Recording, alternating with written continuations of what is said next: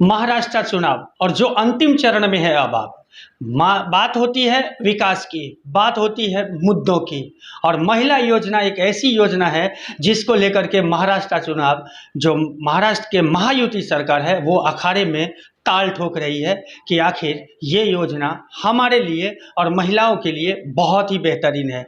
लेकिन आज हम जो हमारे सामने है उनसे हम बातचीत करेंगे। माया चौधरी जो महिला एवं बाल कल्याण समिति के सभापति भी रह चुके हैं वसई विरार शहर महानगर पालिका का, और उन्हें 2 बार पुरस्कार भी मिला हुआ है उन समिति को। और क्यों मिला यही सब जानने के लिए आज मैं बातचीत करने को आया हूं। तो बने रहिए मेरे साथ और देखते रहिए न्यूज़ नॉक।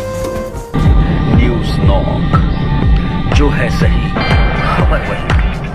नमस्ते, क्या कहेंगे महिला सम्मान योजना के तहत जिस तरह से महाराष्ट्र गवर्नमेंट ने लाडली बहना योजना लाया और उसका ताल ठोक रही है। जो भी कहिए कि मैंने किया है महिला के लिए। आप महिला एवं बाल कल्याण समिति के सभापति रह चुके हैं। आपकी महानगर पालिका में ऐसा कौन सा काम किए थे जिससे महिलाओं को बच्चे को वो अच्छा हो और उनके फ्यूचर के लिए अच्छा किया? सर, सबसे पहली बात तो जैसे आपने जिक्र किया कि वसई विरार शहर महानगर पालिका के महिला बाल कल्याण विभाग को स्वर्गीय भारती देशमुख जी जब सभापति थे तब भी पहला नंबर मिला था, और जब मैं थी तब भी पहला नंबर मिला था।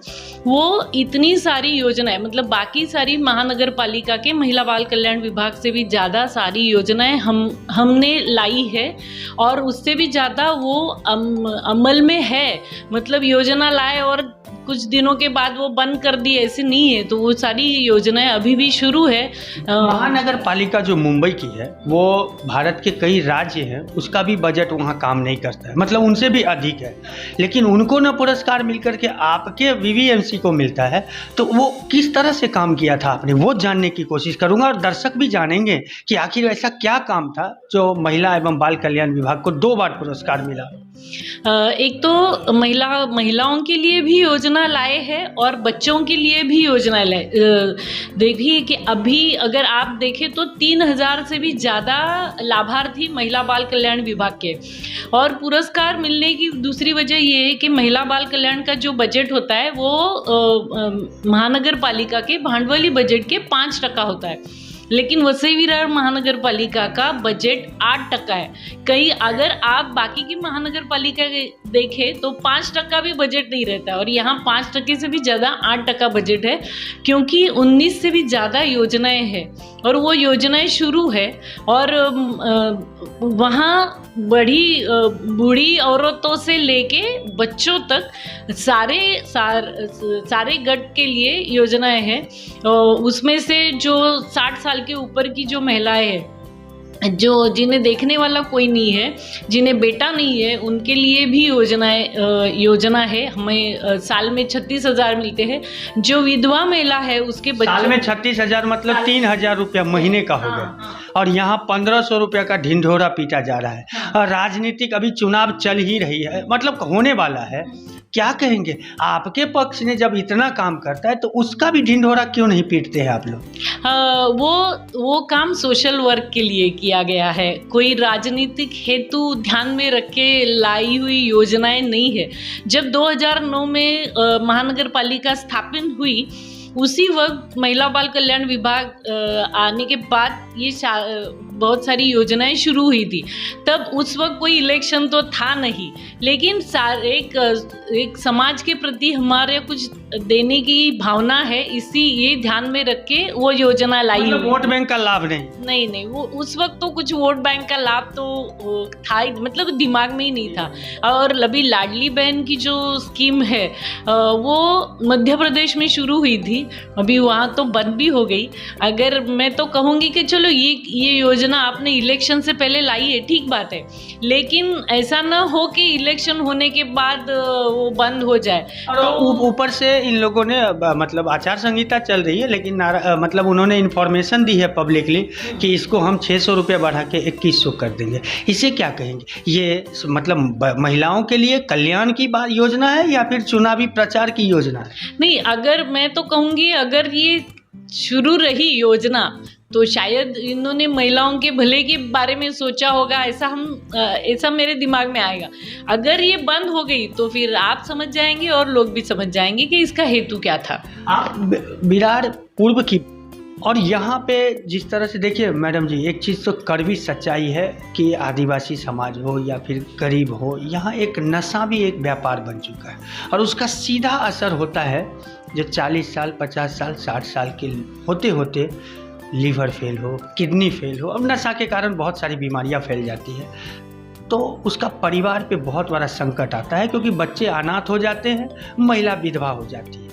तो क्या कोई ठोस उपाय है आपके पास? अनाथ बच्चों के लिए बात करें तो ऐसी वसई विरार महानगर पालिका एक ही महानगर पालिका पूरे महाराष्ट्र में थी जिन्होंने अनाथ बच्चों के लिए स्कीम निकाली थी, क्योंकि बहुत बार बच्चे जिनको घर नहीं रहता है, फिर उनकी पढ़ाई रुक जाती है, यहाँ रहने के लिए कुछ ठिकाना नहीं रहता है, तो वो रास्ते पे आ जाते हैं और गलत आदतों के शिकार होते हैं। तो इसलिए हमने ये योजना अनाथ बच्चों के लिए हर महीना 2000 रुपया उनको आर्थिक मदद देने का योजना हमने लाई। और जब बच्चू कडू जी जब वसई महाराष्ट्र के महिला व बाल विकास मंत्री थे, तब जब उन्होंने सारे महाराष्ट्र के महानगर पालिका के अधिकारियों की परिषद ली थी, तब उन्होंने पूछा था कि ऐसी कौन सी महानगर पालिका है जो अनाथ बच्चों के लिए काम करती है। तो एक ही महानगर पालिका थी जो बच्चों के लिए काम करती थी, वो वसई विरार महानगर पालिका थी। तो उन्होंने तब वहाँ उस मीटिंग में बोला था कि वसई विरार महानगर पालिका को विशेष पुरस्कार देके सम्मानित किया जाए और ये योजना बाकी सारी महानगर पालिकाओं को कहा कि आप अपने महानगर पालिका में ये योजना लागू करें। तो ये बड़े सम्मान की और गर्व की बात है। मतलब कम बजट में भी अच्छी योजना ला सकता है वो, मतलब जो महिला बाल कल्याण समिति, तब सभापति कौन थे? तब मैं ही थी। आप ही थे? मैं ही थी। तो बधाई के पात्र और शुभकामनाएं भी आपको देना चाहिए कि इस तरह की योजना बारंबार आना चाहिए महिला और बाल बच्चों के लिए जो अनाथ हो जाते हैं, और बहुत सारी समस्याएं हैं बच्चों के और गरीब मध्यम परिवार में। तो ये तो मैं आपको शुभकामनाएं देता हूँ कि आगे भी जब आप चुन के आएँ तो इसी तरह की योजना लोगों के लिए जरूर लाएं। धन्यवाद सर, शुक्रिया। महिला नगर सेवक बहुत है, आप हुए, उसके बाद प्रतिमा है, प्रतिभा जी हैं, बहुत सारे महिला नगर सेविका है। आपको क्या लगता है इस क्षेत्र में डेवलपमेंट क्या हुआ और क्या नहीं हुआ? मैं इसलिए आपसे कह रहा हूँ क्योंकि क्षेत्र की समस्याएं भी आपके पास पहले आएगी। हमें तो तब इन्फॉर्मेशन होता है जब आप लोग काम नहीं करते, तो उसके बाद हमारा काम है पत्रकारों का कि दिखाना उन्होंने नहीं किया। जैसा कि कल 2 दिन पहले भी जब प्रवीणा ताई आई तो वहाँ के आदिवासी समाजों ने आवाज़ बुलंद कर दी, उनसे कंप्लेन किया। क्या लगता है जिस तरह से नगर सेविका अगर महिला हो, उन्हें कहीं रुकावटें मिली काम करने में, या फिर किस तरह का विकास किया आप लोगों? नहीं, यहाँ पे कभी भी नगर सेविकाओं को काम करने नहीं दिया, ऐसा हुआ नहीं। उल्टा हमें काम सिखाया गया कि कैसे काम करना है, कैसे नहीं करना है। और प्रवीणा दी हमेशा सबके पीछे रही और सबको साथ में लेके गई। तो ये नहीं है कि ये महिला नगर सेविकाएं हैं तो इन्हें दबा दिया जाए, तो ऐसा तो नहीं हुआ। हम सबको साथ में लेके ही यहाँ पे काम किया गया। क्या कहेंगे, विरार पूर्व में अभी जाम एक समस्या बन चुकी है और स्वाभाविक है, जनसंख्या बढ़ी है और शायद एशिया महादेश का ऐसा ग्रोथ रेट कहीं का नहीं है पॉपुलेशन का। हम भारत में भी भारत तो नंबर 1 हो चुकी है। इस जाम से निजात दिलाने के लिए क्या कोई ठोस उपाय है? अभी देखिए, कोविड के बाद मतलब ये ट्रैफिक की जो समस्याएं थी, तो मुझे या फेरी वाला मैं वो भी साथ में लूँगी। कोविड के बाद बहुत सारे लोगों के जॉब चले गए और फिर घर चलाना मुश्किल हो गया। तब इजी वे क्या है, तो कुछ बेच के रास्ते पे बैठ के कुछ काम करे, वो चालू किया। और रिक्शा चलाना, मतलब 2, इसीलिए अभी रिक्शा की संख्या भी बहुत ज़्यादा बढ़ गई और फेरी वालों की संख्या भी बहुत ज़्यादा बढ़ गई। तो और विरार ये पहले गांव था, अभी उसका रूपांतरण बोल सकते हैं कि सिटी में हो रहा है, लेकिन रास्ते तो वही छोटे रह गए अभी। और इस वजह से ट्रैफिक जाम की समस्या दिनों दिन बढ़ती जा रही है और ये तो हर जगह का प्रॉब्लम है। क्या कहेंगे, अगर इस बार जो चुनाव हो रही है, आपको क्या लगता है माहौल जिस तरह से पिछले लगातार आपकी जो क्षितिज दादा थी ये सीट जीत रहे थे, इस बार माहौल अलग है पूरी तरह से, क्या लगता है आपको?